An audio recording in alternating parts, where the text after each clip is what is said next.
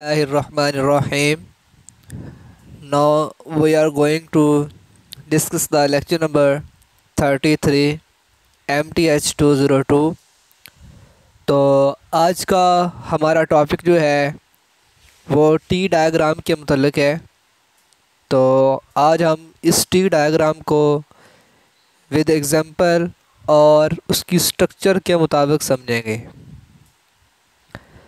सबसे पहले आपको पता हो कि ये टी डायग्राम क्या होती है।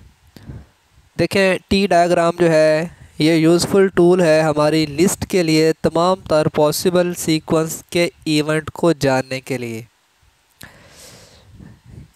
जी, तो आए हम ज़रा टॉपिक को स्टार्ट करते हैं ताकि आप इसका जो कंसेप्ट है वो जल्दी से ले सकें। तो टॉपिक में देखें, आपको एक टी की स्ट्रक्चर नज़र आ रही है कि हम इसकी एग्जांपल से ही इसको नेक्स्ट देखते हैं। एक नॉर्मल इस टी की स्ट्रक्चर उसने यहाँ पे जो है वो शो की हुई है कि सबसे पहले उसके रूट हैं, रूट से आगे जो है ब्रांच, ब्रांच से आगे उसके लीव्स, पत्ते। ठीक है, तो हम एक सीक्वेंस के साथ किसी डेटा को नेक्स्ट आगे से आगे लेके जाएंगे।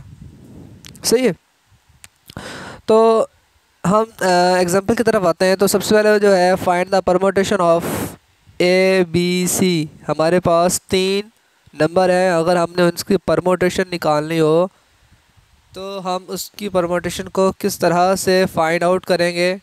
तो इसके लिए हमारे पास एक जो है आपके पास परमुटेशन का फार्मूला आप जानते हैं कि परमुटेशन का जो फार्मूला होता है उसमें ये होता है कि आपके पास 3 का फैक्टोरियल, यानी कि आप इसमें 3 का फैक्टोरियल निकालेंगे तो क्या हो जाएगा, 3 ज़रब 2, ठीक है, वो आ जाएगा 6।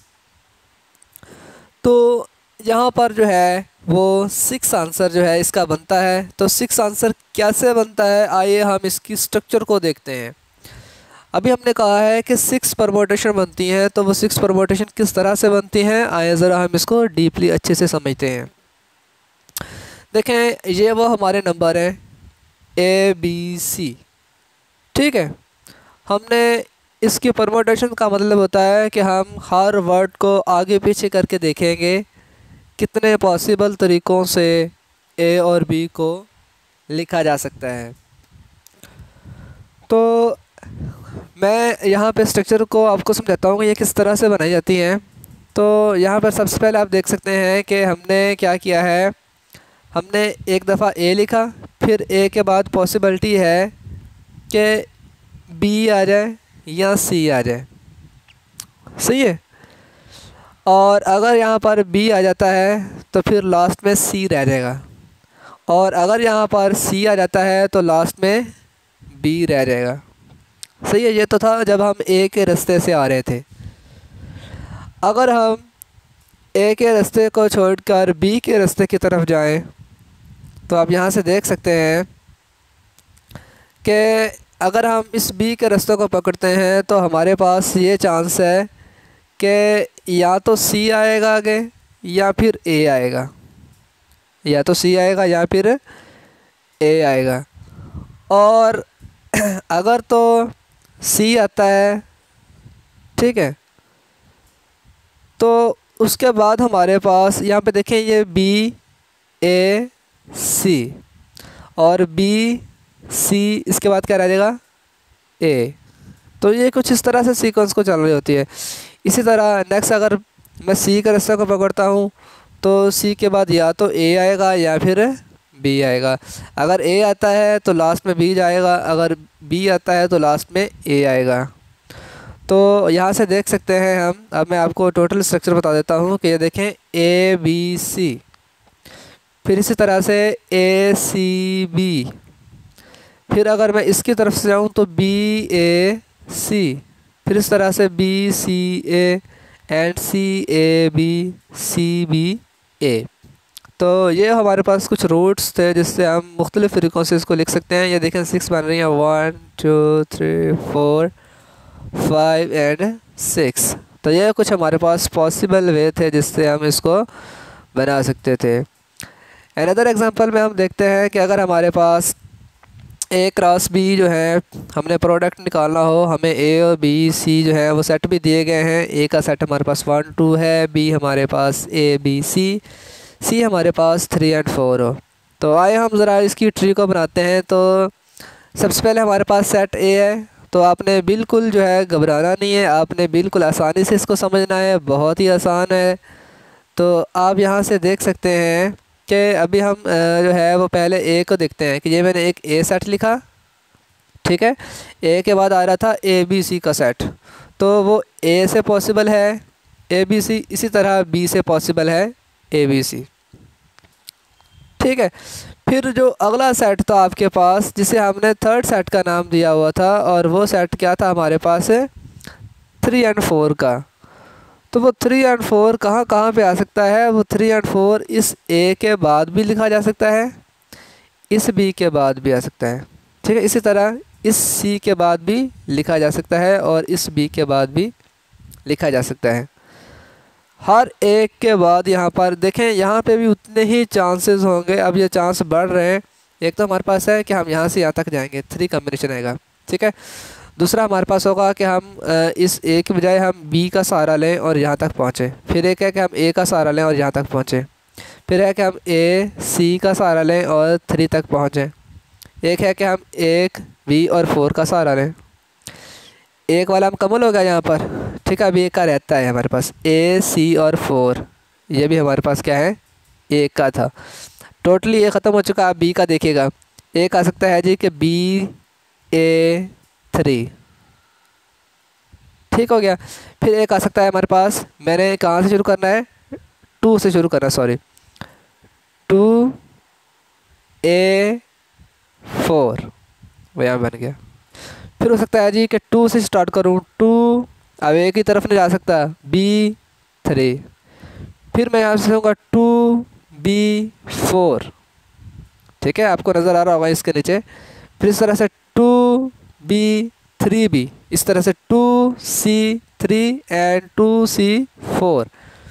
तो ये कुछ इसकी ट्री की ब्रांच बन रही हैं। हम इससे पॉसिबल हम इसके स्ट्रक्चर को किस तरह से वाज़े करते हैं, ठीक है ना। तो नेक्स्ट एग्जांपल भी मैं अगर आपको बता दूं कि if A and B play a tournament, the team A that the first wins 2 game win the tournament. अगर कोई भी टीम 2 लगातार मैच पहले जीत जाए तो वो टूर्नामेंट की फातह टीम है। तो find the number of possible way in which the tournament can occur. तो क्या पॉसिबिलिटी है कि कोई भी टीम जो है वो कितने वे से जो है वो जीत सकती है। तो आइए हम 2 मैच करवाने हमने, जिसमें 2 गेम्स लगातार जीतेंगे। बहुत ही आसान डायग्राम है इसके। तो बआसानी देख सकते हैं कि 2 टीमें थी, एक हमारे पास ए टीम है, एक हमारे पास बी टीम है। हो सकता है पहले मैच में ए टीम जीते, हो सकता है पहले टीम से बी टीम जीते, 2 पॉसिबिलिटी। इसी तरह इधर से भी है कि इस मैच से हो सकता है ये टीम जीते या फिर ये टीम जीते, सही है। अब चूँकि 2 मैच होने हैं, तो अगर बी ऑलरेडी जीती है, इसके बाद हो सकता है ए जीत जाए, या हो सकता है बी के बाद दोबारा फिर बी जीत जाए, पॉसिबिलिटी है ना। और अगर मैं यहाँ से देखो कि जिसमें हमने कहा था ए जीत गया, हो सकता है दोबारा फिर ए जीत जाए, हो सकता है दोबारा ए के जीतने के बाद वो बी जीत जाए। तो पॉसिबिलिटी कुछ है कि एक तो है कि वो लगातार पहले मैच दोनों के दोनों जो है वो जीत जाए, फिर ए बी ए, फिर ए बी बी बी, यहाँ पे भी 2 लगातार मैच जीत सकती है, बी ए, फिर यहाँ से भी ए में जो है वो लगातार 2 मैच रही है, फिर B A B and B B. तो ये कुछ पॉसिबिलिटी हैं मैचेस की। और हमने देखा कि हमने इसको डिफरेंट वे से देखा, 6 तरीक़ों से पॉसिबिलिटी हमने देखी है कि ये 6 पॉसिबिलिटीज़ जो हैं मैंने बता भी दी है ऊपर से कैसे आ रही है, और मैंने आपको डायग्राम का हिंट भी दे दिया है। अनदर क्वेश्चन में कहता है कि हाउ मैंने बिट स्ट्रिंग। अब बिट स्ट्रिंग का क्या मतलब होता है, हम इसको बताते हैं। Letter 4 do not have two consecutive 1, मसलसल 2 1 नहीं आने देने 4 स्ट्रिंग डिजिट के अंदर। तो क्या पॉसिबिलिटी है, हमने 4 नंबर लेने हैं, इस तरह से नंबर लेने हैं कि देखें हमारे पास फ़र्स्ट ऑफ़ ऑल जो है, हम यहाँ पे अगर देखें तो ये 0 1 से स्टार्ट हम करेंगे, राइट। तो अब यहाँ से आप देख सकते हैं, ठीक है, ये डायग्राम ऊपर हो जाती है। कहता the follow tree diagram tree जो है, all bit string of length 4 without 2 consecutive 1, लगातार 2 1 नहीं आने देने हमने इस तरह की 8 स्ट्रिंग यहाँ पे कहता बनेगी। 8 स्ट्रिंग कैसे बनेगी, आइए ज़रा हम इसको समझते हैं। तो ये पॉसिबिलिटीज़ देख लीजिएगा कि हमारे पास एक तो टर्म है कि सारे के सारे ज़ीरो आ जाए, ये आपके पास जा रही है, यहाँ पे मैं आपको हिंट देता हूँ, ये आपके पास लाइन जा रही है, ठीक है। फिर इस ज़ीरो लास्ट वाले ज़ीरो में हमने देखा कि 0 1, ठीक है। फिर इसमें से अगर हम देखें तो ये 1 निकला है, यहाँ से 1 की पॉसिबिलिटी आगे 0, यहाँ से अगर हम देखें तो 1 भी निकल रहा है 0, फिर 0 से आगे 0 भी है और 1 भी है। अनदर इसमें से क्या होगा, ये 0 आएगा, 0 से आगे 1 भी आ सकता है, 0 भी, 0 से आगे 0 भी आ सकता है, 1 भी आ सकता है। तो ये तो कुछ उसकी ट्री है ना। तो 4 डिजिट बनाने हैं कि हर पॉइंट पर 4 डिजिट बने। अब देखें किस तरह से बनेंगे, आपने इसको अच्छे से समझना है ताकि आप कन्फ्यूज़न का शिकार ना हो। तो देखें, एक तो आपके पास 4 4 0 ये बन जाते हैं, देन आपके पास 0 0 0 और ये 1, ये फॉर्म बन गई। फिर हो सकता है अब यहाँ तक जो है वो कवर हो चुकी है चीज़, हम नीचे बात करेंगे। 0 0 1 0, ये फॉर्म भी बन चुकी है। अब ये रूट रह गया 0 1 0 0, ये फॉर्म बन गई। अब यहाँ तक फिर आएंगे हम 0 1 0 और ये 1, तो ये इसके नीचे वाला पॉइंट बन गया, सही है। इसी तरह से अगर हम अब इसके नीचे वाले सिरे को भी अगर हम देखें तो आप यहाँ पे भी इसको अच्छे से पिक कर सकते हैं कि नीचे वाले किस तरह से बनेंगे। अब देखें वो ऊपर वाले तमाम मुकम्मल हो चुकी हैं, हम नीचे वाले को अब डिस्कस करने वाले हैं। तो नीचे वाले में देख सकते हैं, देखें 1 0 0 1, ये फॉर्म बन गई।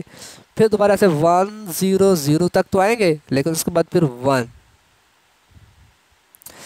1 तक गए थे हम इसको, ये तो ऊपर वाले के लिए था ना। अब देखें ये 0 था, ये इसके लिए 1 है, और 1 0 1 0, तो ये इसके लिए। तो इसको अगर आप काउंट करेंगे ना कितने वे बन सकते हैं, तो वो 8 वे बनते हैं, सही है। 8 अगर 4 डिजिट को हम बनाएं हर पॉइंट पर, तो उसमें 0 और 1 को अगर हमने एक ही 1 अगर यूज़ करना हो, 2 1 भी अगर यूज़ करने हो, तो वो मुसलसल 2 1 ना आए। एक डायग्राम बनानी है, और डायग्राम भी इस तरह की बनानी है कि स्ट्रिंग टाइप डायग्राम होगी कि हर 0 के बाद 1, हर 0 के बाद 1।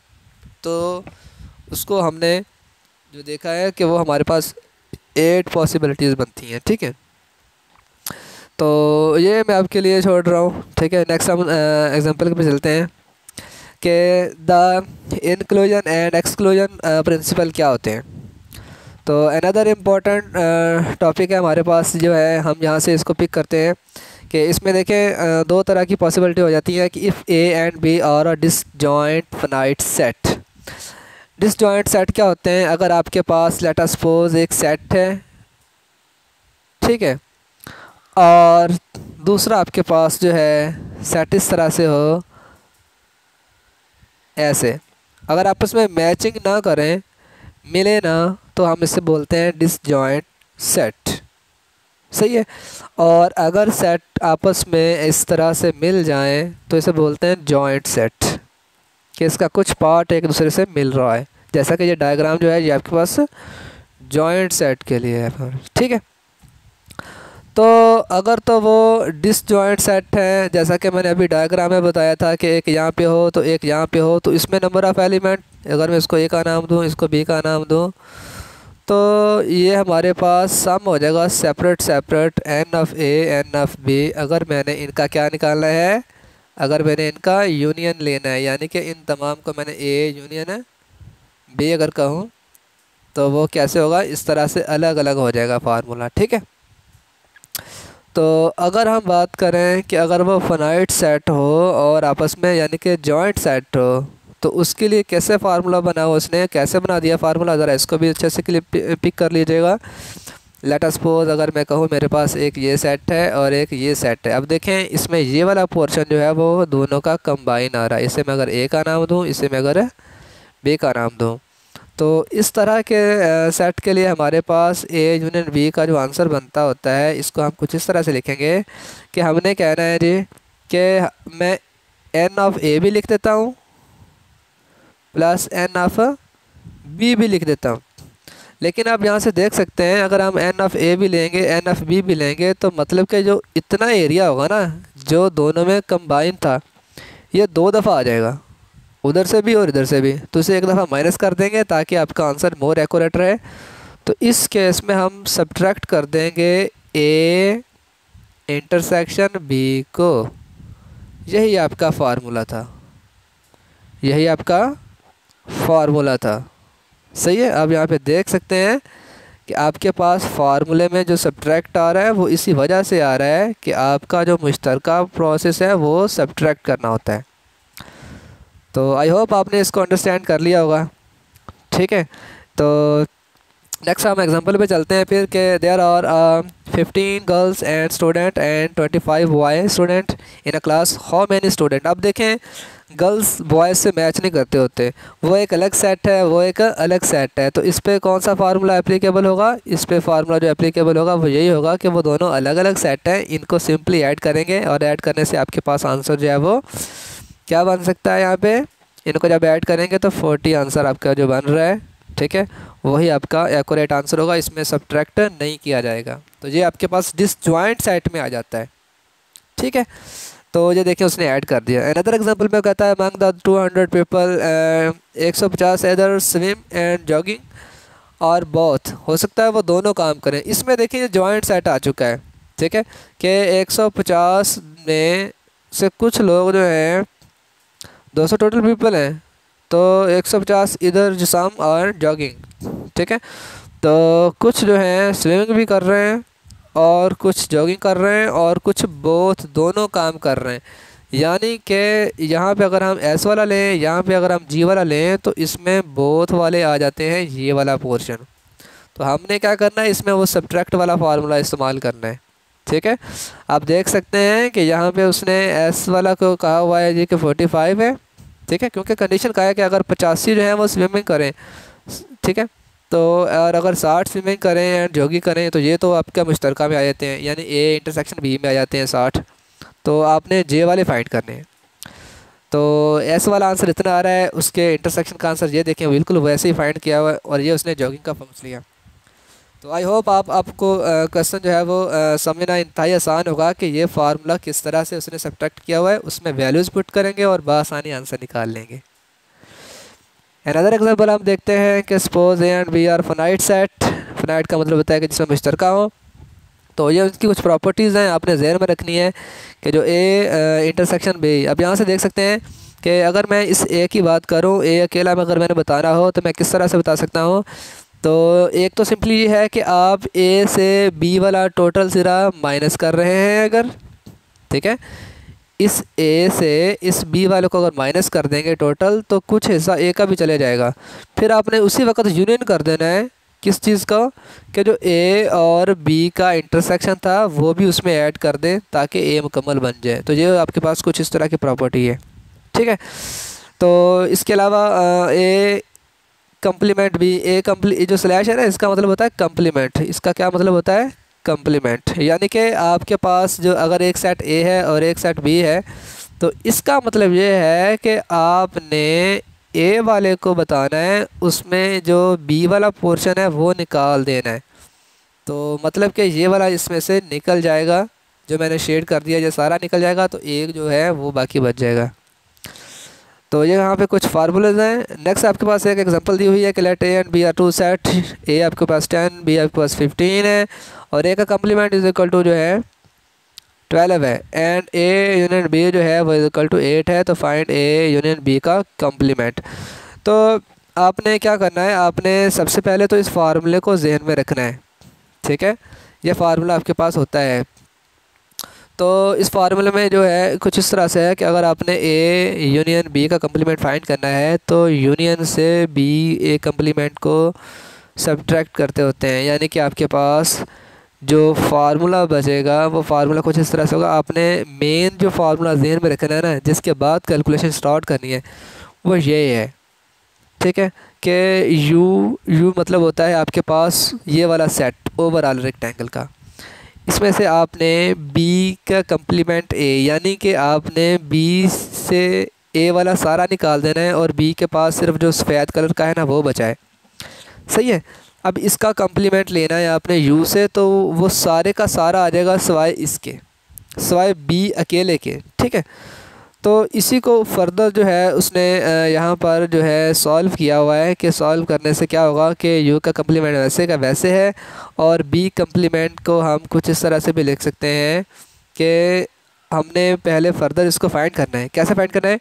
देखें, आपके पास जो एन यू होगा ना टोटल, वो होगा आपके पास ए वाला प्लस बी वाला, दोनों ऐड करेंगे, ए और ए का कम्प्लीमेंट। ए और ए का कम्प्लीमेंट का मतलब होता है, देखिए अगर आपके पास एक सेट ए है, यू है, अगर उसमें से एक सेट ए है तो ए ये वाला है और बाकी सारा जो है ये उसके ए का कम्प्लीमेंट है, तो यू में क्या आ जाएगा? दोनों का सम आ जाएगा।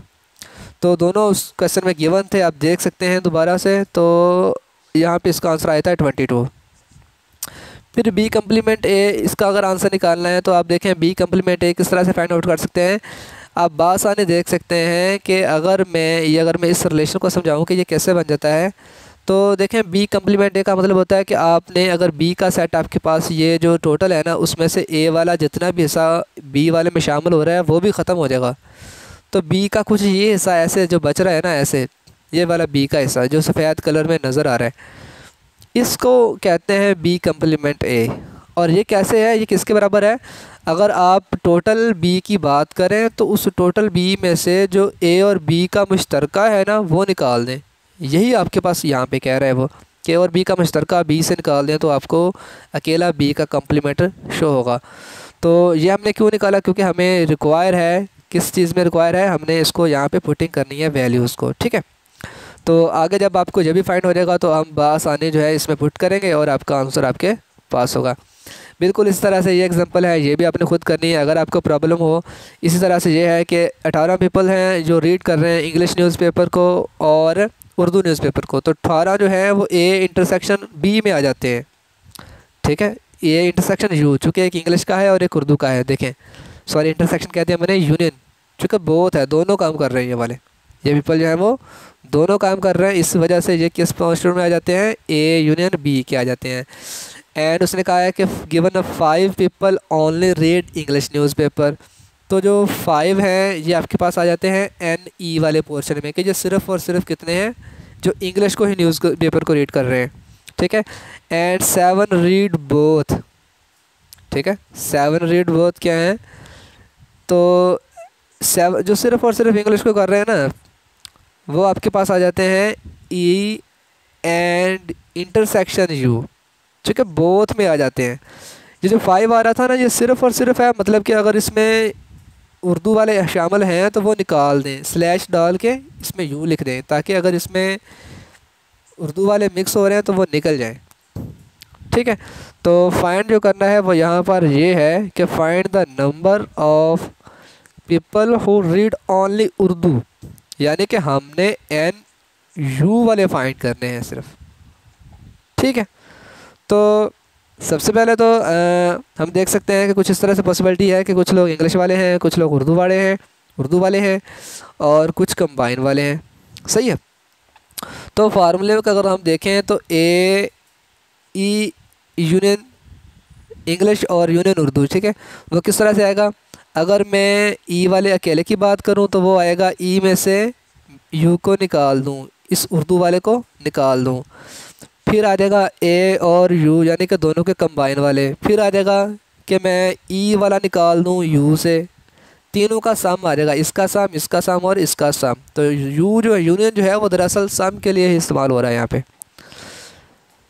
देन हम देख सकते हैं कि वैल्यूज़ की पुटिंग हुई है और आगे हल करना इंतहाई आसान है।